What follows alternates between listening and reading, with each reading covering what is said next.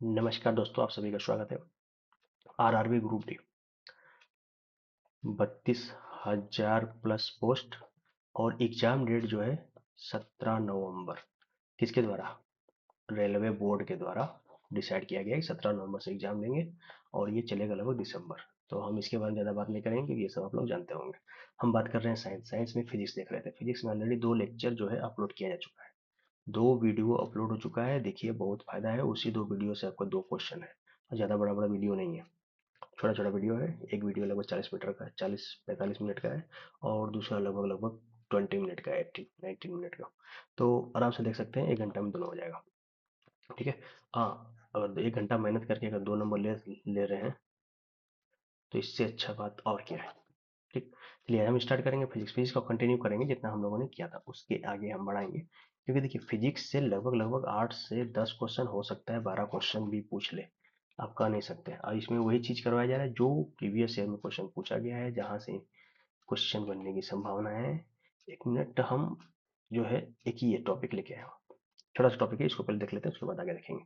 इसमें क्या है कि जो भी वैज्ञानिक यंत्र है, ठीक, और उसका उपयोग किस लिए किया जाता है, इससे भी प्रीवियस ईयर में अगर पेपर देखेंगे तो लगभग लगभग 2 क्वेश्चन किसी किसी में पूछ लिया, किसी में एक ही क्वेश्चन पूछा है। मतलब कि लगभग लगभग हर एक शिफ्ट में इससे भी क्वेश्चन पूछा हुआ है। तो इसलिए इसको हम करने, हर एक शिफ्ट में एक क्वेश्चन तो पूछा ही पूछा है। ठीक है। तो इसको कीजिए, छोटा सा है, लगभग 5 मिनट लगेगा, हो जाएगा। हाँ, वीडियो शुरू करने से पहले एक बात और बोलूंगा कि चैनल को सब्सक्राइब कर लीजिए और बेल आइकन जो है ये घंटा, उसको बजा लीजिए। इससे बजाने से क्या होगा कि जो भी चीज़ें मैं अपलोड करूंगा डायरेक्ट आपके पास जाएगा। जो भी चीज़ अपलोड करूंगा केवल और केवल एग्जाम से संबंधित करूंगा, आपके परीक्षा से संबंधित। अब देखिए, यूपीएसआई का भी अगर प्रिपरेशन कर रहे हैं, यूपी पुलिस वगैरह या बिहार पुलिस का, तो उसके लिए भी सब काफ़ी हेल्पफुल है। यही सब क्वेश्चन आते हैं घुमा फिरा करके। चलिए शुरू करते हैं। जैसे अल्टीमीटर, अल्टीमीटर हम लोग जानते हैं। अल्टी मतलब क्या होता है? Altitude, height. तो यह ऊंचाई मापक यंत्र है, मतलब कि हाइट मापता है। ठीक। जिसका उपयोग विमानों में किया जाता है, कितना हाइट में विमान उड़ रहा है। ठीक। तो अल्टीमीटर विमान का हाइट नापने के लिए किसका यूज करते हैं? तो अल्टीमीटर का। कई बार ये जो है अल्टीमीटर केवल कम से कम 7-8 बार पूछ चुका है पिछले बार का पेपर में। एनीमोमीटर, एनीमो, एनीमो मतलब क्या होता है? वायु, हवा। तो इससे वायु के बल तथा गति की माप की जाती है, वायु की दिशा भी बताता है ये। तो मतलब एनीमो से ध्यान रखिएगा कि हम एयर से बात कर रहे हैं, विंड की बात कर रहे हैं, हवा की, वायु की। ठीक है। एयर की एक्चुअली बात कर रहे हैं। ठीक। ऑडियोमीटर, ऑडियोमीटर का बात करें, ऑडियो, आउड मतलब ध्वनि की तीव्रता। ध्वनि की तीव्रता यानी कि क्या बोलते हैं इससे? ध्वनि की इंटेंसिटी, वेलोसिटी, जो भी बोलिए, लेकिन इतना बस खाली कोड ध्यान में रखिएगा, ध्वनि। ऑडियोमीटर, ध्वनि, ऑडियो। ऑडियो आप सुनते हैं ना, ऑडियो सॉन्ग, ठीक, उससे ध्यान रखिएगा। एरोमीटर, एरो, वायु और गैसों के घनत्व को मापने वाला यंत्र है। किसको? वायु हो गया और गैस, इसके घनत्व को मापने के लिए हम एरोमीटर यूज करते हैं। एक्टिनोमीटर, एक्टिनोमीटर, ये विद्युत चुंबकीय विकिरण मतलब इलेक्ट्रोमैग्नेटिक रेडिएशन की तीव्रता मापने के लिए, इलेक्ट्रोमैग्नेटिक रेडिएशन जो होता है उसकी तीव्रता मेजर करता है कौन? एक्टिनोमीटर। कई बार क्वेश्चन पूछा गया है। तो अभी तक जितना मैंने जब करवाया, एल्टीमीटर लगभग लगभग 7 से 8 बार पूछा था। एनीमोमीटर 5 से 6 बार है। ऑडियोमीटर ये भी है, काफी टाइम है। एरोमीटर। तो हर एक का अगर मैं ऐसे बताऊंगा तो बहुत लंबा हो जाएगा वीडियो। इसलिए बस इसमें वही चीजें हैं जो भी एग्जाम में पूछे जा रहे हैं और विभिन्न एग्जामों में जो पूछे गए हैं। और दूसरी बात की जो पूछने की संभावना है, कुछ चीजें इसमें नहीं भी है। एक्यूमुलेटर, विद्युत ऊर्जा उत्पन्न करने का द्वितीय सेल, या एक बैटरी बोलते हैं, विद्युत ऊर्जा उत्पन्न करने का द्वितीयक सेल, एक्यूमुलेटर। ये उतना नहीं पूछा जाता है, कभी कभी पूछ लिया, बहुत रेयरली।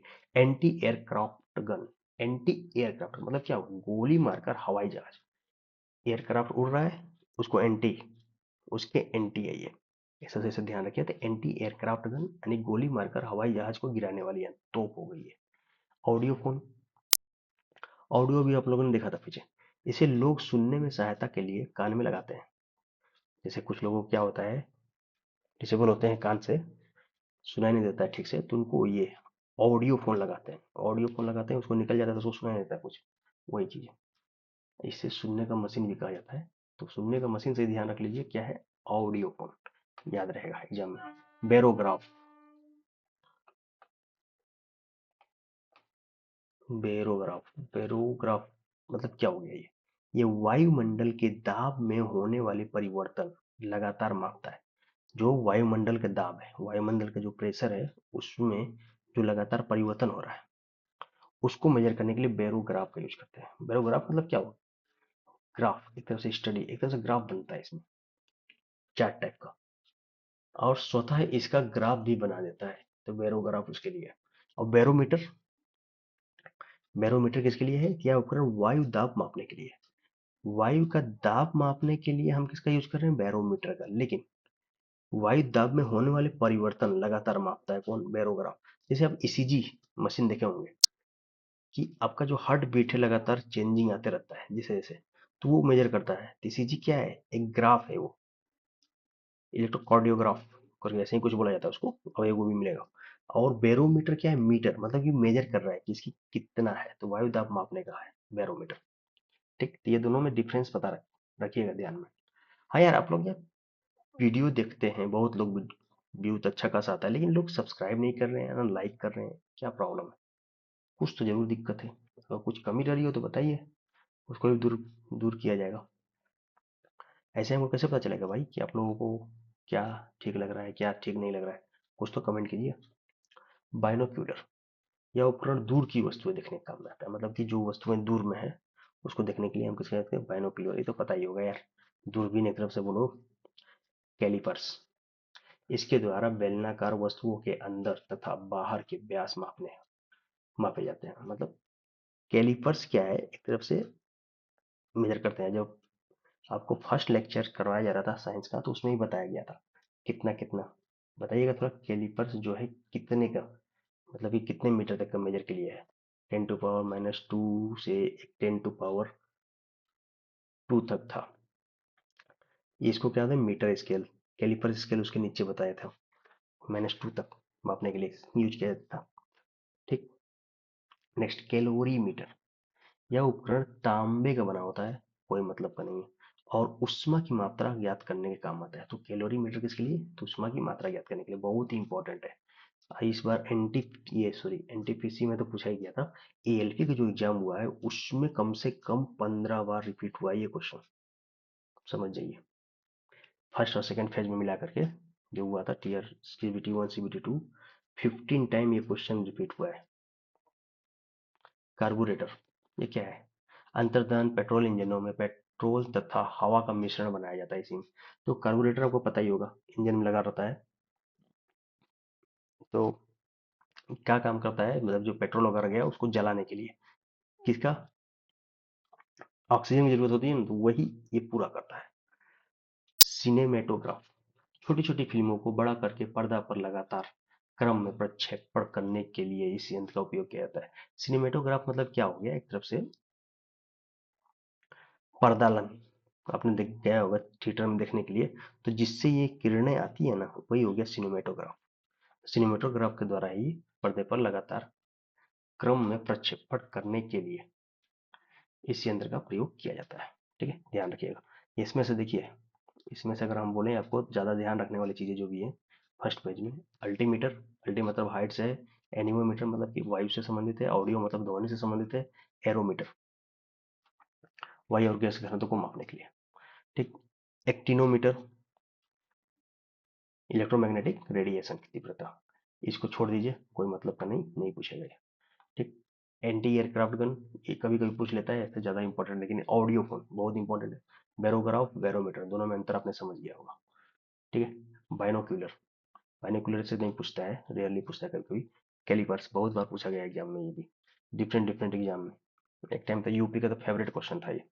ठीक, कैलोरीमीटर, कैलोरीमीटर भी बहुत पूछता है, ये बताया ये मैंने कितनी बार पूछा गया। कार्बोरेटर हो गया, सिनेमेटोग्राफ हो गया। चलिए नेक्स्ट आगे आते हैं। कंप्यूटेटर, इससे किसी परिपथ में विद्युत धारा की दिशा बदली जाती है। विद्युत धारा की अगर दिशा बदलना है तो हम किसका यूज करते हैं, विद्युत धारा मतलब कि करेंट, करंट प्रवाह हो रही है ना, तो उसकी डायरेक्शन बदलने के लिए हम किसका यूज करते हैं, कंप्यूटेटर। एक्चुअली इसको कम्यूटेटर बोलते हैं, COMMU ऐसे करके है, ठीक, तो यहाँ कंप्यूटर लिखा हुआ है तो कंफ्यूज मत होइएगा। साइटोट्रॉन, साइटोट्रॉन क्या है? कृत्रिम मौसम उत्पन्न करने में काम आने वाला यंत्र है। क्या है? साइटोट्रॉन। डायनेमोमीटर, विद्युत शक्ति को मापने वाला। डायनेमो, डायनेमो क्या करता है? मैकेनिकल को इलेक्ट्रिकल में कन्वर्ट करता है। ठीक, और डायनेमोमीटर मतलब कितना इलेक्ट्रिक निकला, तो विद्युत शक्ति जितनी निकली है उसको मेजर करने के लिए हम किसको? डायनेमोमीटर का प्रयोग करते हैं। डिक्टाफोन, डिक्टाफोन मतलब अपनी बात तथा आदेश दूसरे व्यक्ति को सुनाने के लिए। मतलब कि अगर हम कुछ बात कर रहे हैं, कुछ बात है या कुछ आदेश दिया गया, किसी दूसरे व्यक्ति को बताना है, तो हम किसका यूज करेंगे? डिक्टाफोन। रिकॉर्ड करके इसमें भेज दिया जाता है, तो इस यंत्र द्वारा रिकॉर्ड किया जाता है डिक्टाफोन के द्वारा। ठीक, फेदोमीटर, फेदो मतलब क्या हो गया? ये वर्ड पकड़िए, फेदो, समुद्र की गहराई, यानी कि फेदो मतलब हम गहराई की बात कर रहे हैं। समुद्र की गहराई मापने के लिए फेदोमीटर का प्रयोग किया जाता है। बहुत बार एग्जाम में पूछा गया भाई। ठीक, Geiger Muller counter, radio active स्रोत के विकिरण विकिरण की गणना की जाती है। ये देखो अलग है। ठीक, जो भी रेडियो एक्टिव सोर्स है उसके द्वारा जो विकिरण हो रही है, कितनी विकिरण हो रही है, उसकी गणना के लिए हम किसका?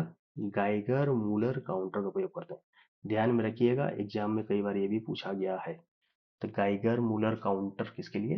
रेडियो एक्टिव स्रोत के विकिरण के लिए। ग्रेविमीटर, तेल की उपस्थिति कहाँ पर? सरफेस में तेल की उपस्थिति। किसके सरफेस में? तो पानी, पानी है उसके ऊपर में तेल है, देखते हैं ना ऊपर है, तो कैसे पता चलेगा कितना तेल है? उसके लिए हमको ग्रेवी मीटर का प्रयोग करते हैं। ठीक, अब ग्रेव मतलब कब्रिस्तान वाला ग्रेव मत समझ लीजिएगा, एक तरह से समझ सकते हैं, ऊपर ही तेल लगा रहता है ना। गायरोस्कोप, अच्छा, वाटर का डेंसिटी ज्यादा होता है या ऑयल की? तो नहीं बताइएगा तो, वाटर की या ऑयल की डेंसिटी ज्यादा होता है? गायरोस्कोप, इस यंत्र से घूमती हुई वस्तुओं की गति ज्ञात की जाती है। कोई भी वस्तु घूम रही है, ठीक, घूम रही है, तो उसकी गति ज्ञात करने के लिए हम गायरोस्कोप का प्रयोग करते हैं। हाइड्रोमीटर, हाइड्रो मतलब क्या होता है? वाटर। हाइड्रो इलेक्ट्रिक प्लांट, कई बार सुनते होंगे न्यूज में। ठीक, तो वाह, हाइड्रो मतलब कि क्या हुआ? पानी से संबंधित है। तो ये पानी क्या करता है? द्रवों का अपेक्षिक घनत्व। ठीक, देखिए एक हाइग्रोमीटर होता है, एक हाइड्रोमीटर होता है। हाइग्रो मतलब उसका काम है ह्यूमिडिटी। ठीक, और हाइड्रो मतलब कि यहाँ पर जल की बात हो रही है, तो इससे ऊपर द्रवों का अपेक्षिक घनत्व यानी कि रिलेटिव डेंसिटी ज्ञात किया जाता है। किसकी? द्रव्य, द्रवों की। द्रव्य मतलब पदार्थ हो गया, द्रव मतलब क्या हो गया? उसकी अवस्था। ठीक है, हाइड्रोफोन,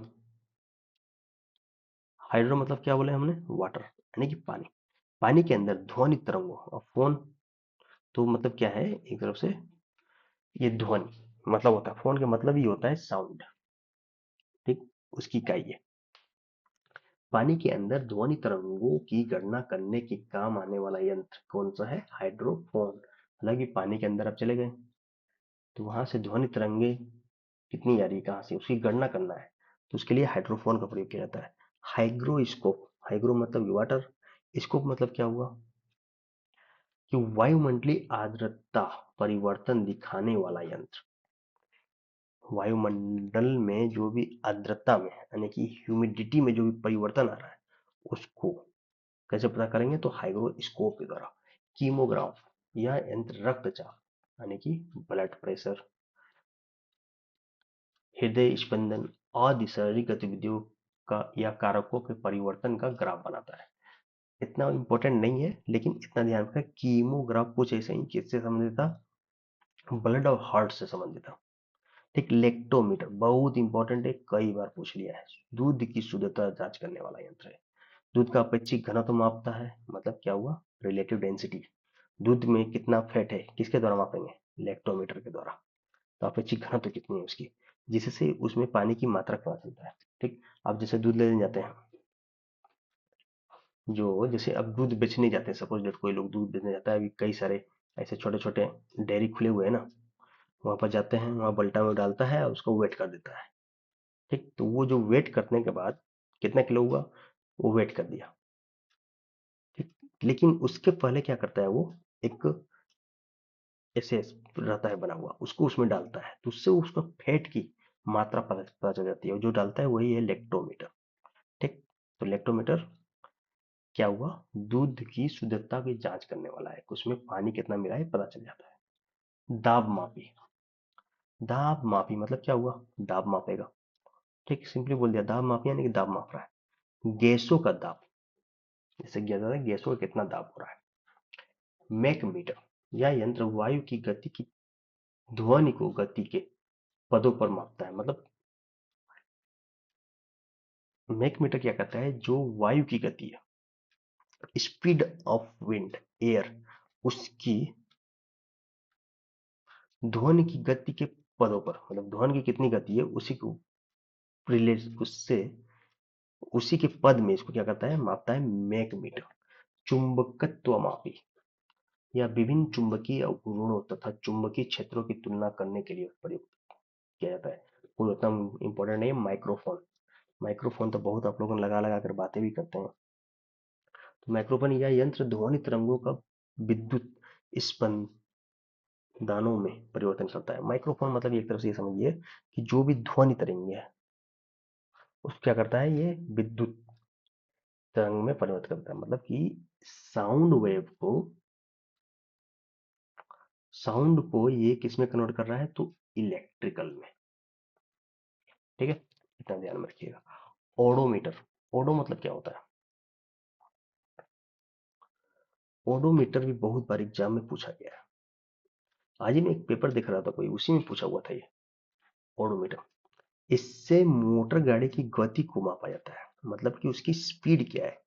इसको चक्कर मापी भी करते हैं, चक्कर मापी मतलब चक्का को कित जो है कितना दूर चला है, तो स्पीड की गति मेजर करने के लिए इसको ओडोमीटर प्रयोग होता है। परिस्कोप, एक्चुअली पेरिस्कोप होगा, इसके द्वारा जब पनडुब्बी पानी के अंदर होते हैं, ये पेरिस्कोप होता है, तो पानी की सतह का अवलोकन किया जाता है कि पानी कितना, जैसे अब ये गाजा मूवी देखे होंगे, गाजा अटैक, और जो बाहर निकला रहता है वो पेरिस्कोप ही रहता है। बिना किसी बाधा के बाहरी हलचलों को देख सकते हैं दीवार के दूसरी ओर, मतलब कि बाहर जो भी है। बस इतना ध्यान रखें, पेरिस्कोप क्या करते हैं, पनडुब्बी जब पनडुब्बी पानी के अंदर होती है तो बाहर की पानी की सतह की अवलोकन करने के लिए पेरिस्कोप का प्रयोग करते हैं। पायरोमीटर, उच्च तापों को मापने का यंत्र है। छोटे मोटे ताप इससे नहीं मापते हैं, बड़े बड़े तापों को मापा जाता है, बड़े बड़े टेम्परेचर को, जैसे सूर्य का टेम्परेचर।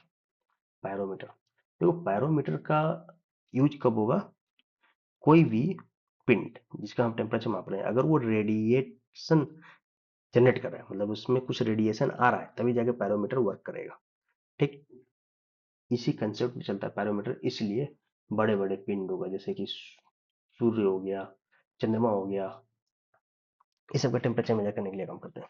पॉलीग्राफ, पॉली मतलब क्या होता है झूठ, और ग्राफ मतलब उसका अवलोकन करना, यानी कि झूठ का पता लगाने के लिए लाइट डिटेक्टर जो करवाता है, जब होता है ना, कई सारे आपने मूवी में देखा होगा लाइट डिटेक्टर टेस्ट करवाने के लिए, तो लाइट डिटेक्टर टेस्ट में हम किसका प्रयोग करते हैं, तो पॉलीग्राफ का ही प्रयोग करते हैं। ठीक है, नेक्स्ट रडार। रडार क्या है, रेडियो तरंगों द्वारा पास आते हुए वायुयान की दिशा और दूरी को ज्ञात करने के लिए इस यंत्र का प्रयोग करते हैं। देखिए, पहली बात तो ये रेडियो वेव में काम करता है रडार। ठीक है, इसके द्वारा क्या हुआ है, वायुयान की दिशा और दूरी को ज्ञात करने के लिए, जैसे कि जो भी एरोप्लेन वगैरह उड़ाते हैं वो सब रडार का ही यूज करके देखते हैं कि हमारे आगे कितना दूर तक कोई भी, मतलब कि कोई भी ऑब्स्ट्रक्शन नहीं है, इस सब के लिए। रडार वास्तव में किसको बोलते हैं, रेडियो डिटेक्शन एंड रेंजिंग। तो रडार का प्रयोग आपको पता चल गया। रेडिएटर, यह कारों तथा गाड़ियों के इंजनों को ठंडा करने वाला उपकरण है। कार को, गाड़ी को रेडिएटर में होता है ना, रेडिएटर देख लो, रेडिएटर में पानी है कि नहीं, कहीं साला फुट तो नहीं किया रेडिएटर वह, करिया का है इतना गर्म हो रहा है, बोलते हैं ना, तो वही रेडिएटर है। रेडियोमीटर, इस यंत्र द्वारा विकिरण ऊर्जा की तीव्रता, जो विकिरण ऊर्जा है उसकी तीव्रता मापी जाती है रेडियोमीटर का। सिस्मोग्राफ बहुत ही इंपॉर्टेंट, ये काटे नहीं है, इसका इंपॉर्टेंस आप बता रहे हैं। ठीक, इस यंत्र से पृथ्वी की सतह पर आने वाली भूकंप के झटकों की तीव्रता का ग्राफ स्वतः ही चित्रित हो जाती है। देखो सिस्मोग्राफ क्या है कि जैसे कि हमारा ये अर्थ हो गया, अर्थ का अपर सरफेस हो गया, ये हो गया एक पॉइंट जहां पर भूकंप जनरेट हुआ है, तो परपेंडिकुलर कहाँ आता है, फर्स्ट इपी सेंटर में। ठीक, ये होता है एपी सेंटर जहां से निकला है, ये होता है फोकस उसका। ठीक, तो वो क्या बोल रहा है, पृथ्वी की सतह पर आने वाले भूकंप की झटकों की तीव्रता, जो ये भूकंप जब ये पृथ्वी की सतह पर ऊपर आई तो यहाँ पर कितनी झटका से थी उसको मेजर करने के लिए हम सिस्मोग्राफ का प्रयोग करते हैं। स्पेक्ट्रोमीटर, इस यंत्र के माध्यम से विभिन्न प्रकार के स्पेक्ट्रोमो स्पेक्ट्रमों का अध्ययन किया जाता है। स्पेक्ट्रोमीटर में कितने प्रकार के वेव होते हैं बताइए तो। स्पेक्ट्रोमीटर हाई, मतलब कि हाई फ्रीक्वेंसी से लो फ्रीक्वेंसी की तरफ अरेंज कीजिए इसको। बहुत काम का है, एक क्वेश्चन हम देख रहे हैं पिछले जितना भी आया है पेपर, एक क्वेश्चन लगभग हर एक में पूछा है इससे संबंधित। स्पेक्ट्रोमीटर हो गया। स्पीडोमीटर, देखो स्पेक्ट्रोमीटर मतलब एक स्पेक्ट्रम है, उसी का अध्ययन करने के लिए बस खाली इतना समझ में रखिए अभी। उसमें तरंग दैर्घ्य को मापा जाता है, विभिन्न प्रकार के जो रंग हैं उसके तरंग दैर्घ्य कितना है। अब बताइए रेड वेव का तरंग दैर्घ्य सबसे ज्यादा होगा या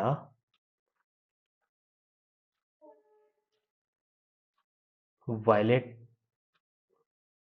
थोड़ा बताइए सबसे ज्यादा वह ये तरंग दैर्घ्य किसका होगा।